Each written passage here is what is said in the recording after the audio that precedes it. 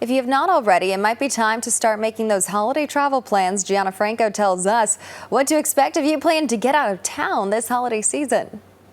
November is officially here, which means the holiday travel season is going to start ramping up. And hopefully you've got a plan, but if not, here to help you navigate it all and maybe help you find the best flights around is Daniel Burnham. He is with Scott's Cheap Flights, and you are a senior product operations specialist. Did I get that right? You got it. That's correct.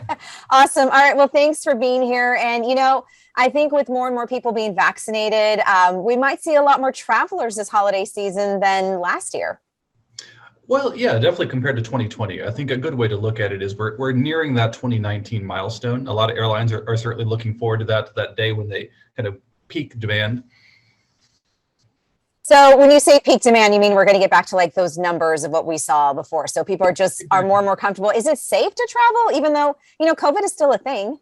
Absolutely. I think from my perspective, we're to the point where if you want to be vaccinated, you can be. So I think there's a lot more control that travelers have over their ability to, manage their own health. I think it also depends on where you're going. Where I live in Indiana, mask mandates vary considerably. So you can pick destinations based around that if it's a concern.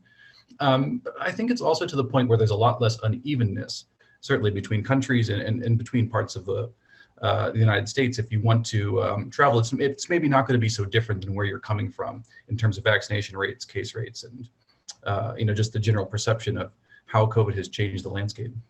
Gotcha. So I guess you're going to kind of just sort of do your research and plan ahead based on where you're going. Yeah, exactly. Okay, so let's talk about where people are going. Any specific places that are more popular this holiday season that you're seeing kind of more and more flights heading towards? Well, certainly domestic travel is always going to be at its highest level around Thanksgiving and Christmas. So I think that's what's interesting is if you're a domestic traveler, if you're going to visit your family, you're going like on these transcontinental flights out to New York or something, you're going to see those very full. They're going to be looking exactly like they did probably pre-pandemic.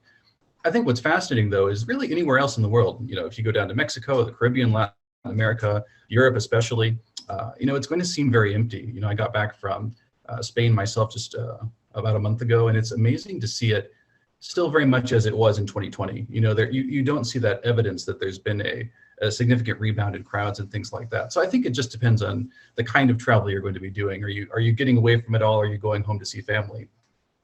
Well, and I think a lot of people are going home to see family, and Thanksgiving just is a few weeks away. If you have not booked your travel now by, for Thanksgiving, are you out of luck, or are there still some deals that you can find? It's still possible. I think there's two approaches at this point. So for one thing it's surprising how many large wide body aircraft are still being scheduled on big hub to hub routes in the United States. So if you're coming from San Francisco, flying long haul to Newark or something, you're going to be on a pretty big jet. Actually, there's a lot of seats, a lot of capacity there. So it's going to be relatively full, but the prices are not as high as they might be. So what I would look at if you're saying, okay, I need to go to the East Coast or somewhere long haul, what is the closest big city I can get to? Can I fly in somewhere and drive from there instead of, maybe going to that smaller regional airport that is going to drive up the price tag? And similarly, it's surprising actually how much award space is available if you have points and miles to spend. If you're been saving those for like a long haul business class trip, you might actually find that the per point cost of using them domestically, if you are trying to go somewhere that's a little bit expensive for Christmas or Thanksgiving, is actually going to be quite rewarding. So that's something to think about. It's not maybe as exciting, but it's a good way to save this time of year. Okay, well, that's encouraging because I honestly thought by now, if you hadn't booked your flights the week before Halloween at the latest, it would be a lot harder to travel for Thanksgiving, but you just have to be creative.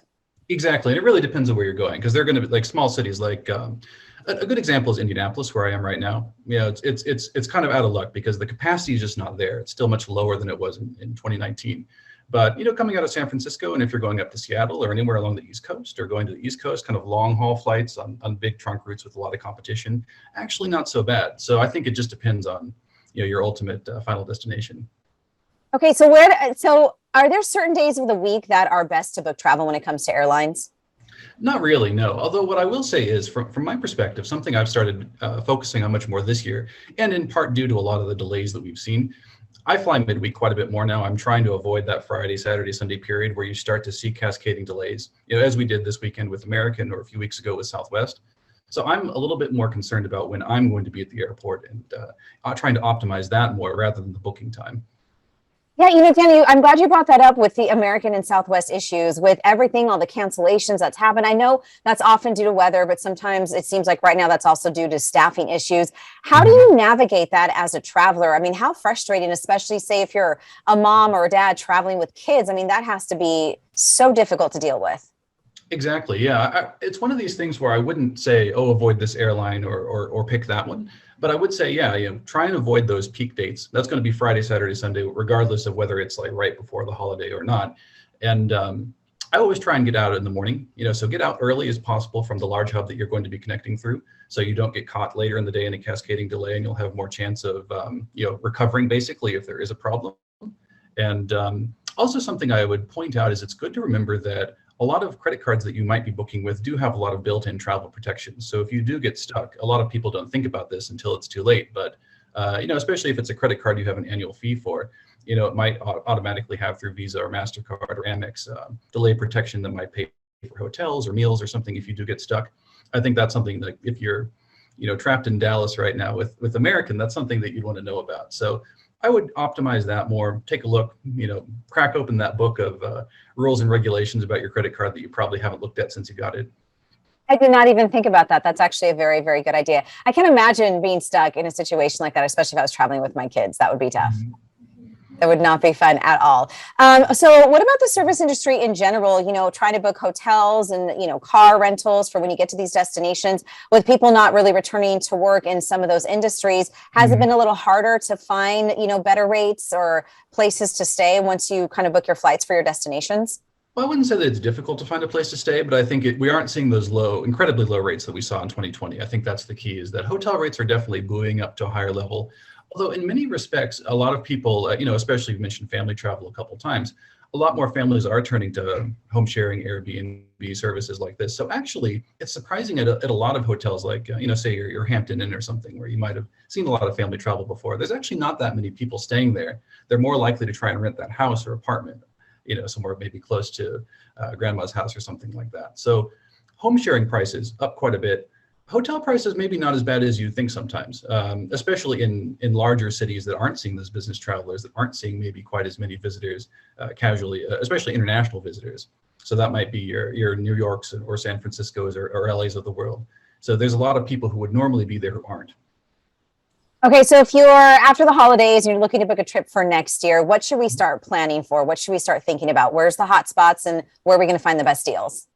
I think it's still shocking how good prices to Europe are right now. I mean, it's been a while that Europe has been open to American travelers, but wow, it's still cheap. It's still lower than it was in 2019 if you're flexible and planning ahead for next year. I would also start looking more seriously at Asian destinations that you might want to go to. So, Japan is going to reopen. It's only a matter of time. Southeast Asia is reopening. Bali to some extent, Thailand to a larger extent. Those are the kinds of things that if you said, "Oh, I've always wanted this bucket list trip," you can get the jump on people who just haven't started thinking about it yet. Because what always happens with these destinations is once they actually open, everyone starts looking and booking. If you can say this is the place that's probably going to open in 3 months, 4 months, or 6 months, I'll lock it in now. A lot of bookings are still flexible. It's easier to get refundable hotel reservations, these kinds of things. Be flexible and willing to change your plans if it doesn't work out. But I think Asia would be the place to look to. Australia as well, if you're willing to say, like, let's look a full 12 months ahead. Yeah, I would feel pretty good by next August, September, October that we're starting to see some ability to actually go. So set some alerts, go on Google Flights, and say here's where I would like to be. Here's kind of when I would like to go. Like, let's let the computer monitor that for a while. Gotcha. Oh, I love this. Set alerts. See, I'm learning so much in this conversation. When to fly, where not to go. Okay, so you're planning ahead and so forth. If you don't have a credit card that has travel insurance, is it worth getting it? What do you click that option on, say, like Orbitz or other Expedia when it says, "Hey, travel insurance in case you cancel"? Is it worth it? I find that it's not generally, just because the terms are so limited. So I think if you read the terms very carefully and you find that you're narrowly within the coverage that they offer, then it could be okay. But I find that there's a lot of stipulations to when they say cancel for any reason. Like, it's usually not as flexible as it sounds. So I would always advise people to read those policies very carefully. I hear very few stories of people who were happy with their experiences in dealing with those sorts of policies. Fair enough. Fair enough. All right. So what I learned is book in advance, try to travel during the weekdays, and be Mhm. flexible and think about Europe and Asia for next year. Indeed.